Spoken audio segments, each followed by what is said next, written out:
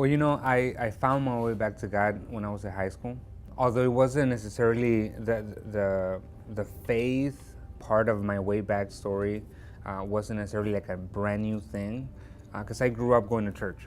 Oh, okay. Since I was a baby, since I can remember, my mom had started going to. She found her way back to God when I was a baby, and so she was going to a Christian church in a small town in Mexico where we're from, and so I grew up in a home where my mom went to a Christian church, and my dad was raised Catholic, didn't really want to go to church.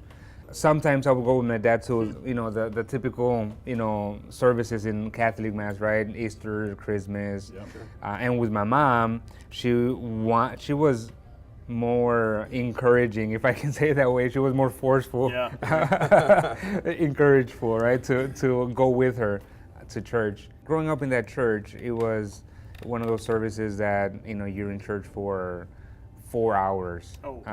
And sometimes twice in a Sunday, in the morning and in the evening. 4 hours and 4 hours. That's a lot of church. Yeah. You did the math right. That's 8 hours of church. That's a long time. But then when we moved here to Chicago, I was 11. 11 when my family moved to Chicago.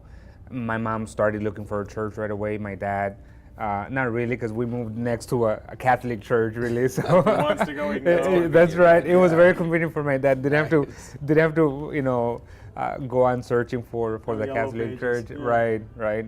And then going through high school, God wasn't really part of my life.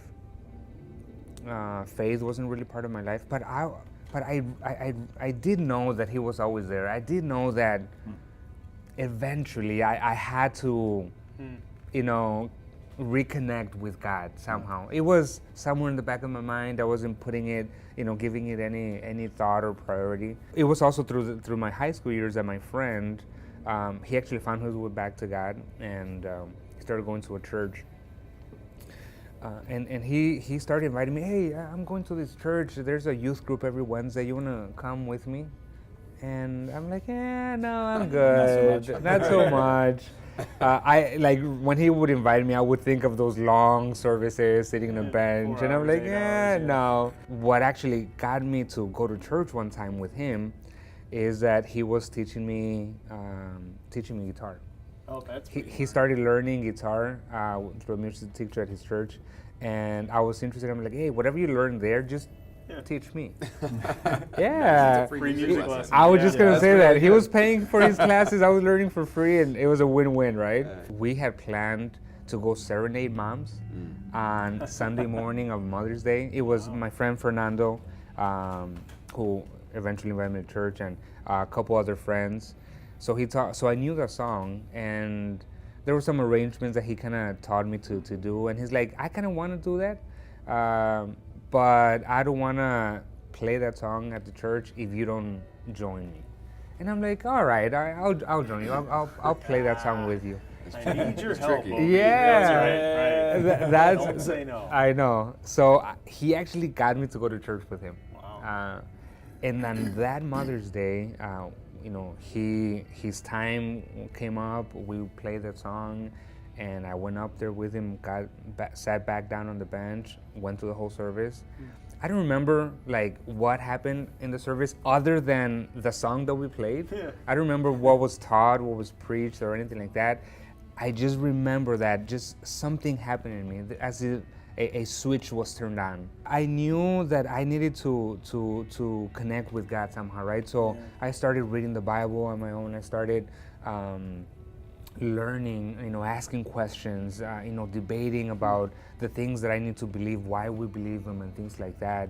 And it really got me to the point where just a month later, I decided to get baptized. Since I found my way back, since I found Jesus and I started learning more about Him, and as I started wanting to live my life, I wanted to live out the purpose that God had for me. Sure. And I really took ownership of that. The prayer that I started saying is like, okay, God, show me what you really want for me.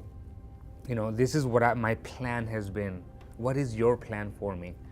and I started being very direct with that because I didn't want to kind of live my life and then find out that he had a big purpose for me and then not take advantage Yeah, of you that, missed it or yeah, or something, yeah. missed it in that. Eventually, I mean, I ended up becoming a pastor. I feel like God has been using my story to help a lot of people find their way back. And one of the stories that I love is that I eventually got to help my dad find his way back to God. Oh, That's really cool. That What an that was opportunity. pretty cool. Yeah, and I got to baptize him as well.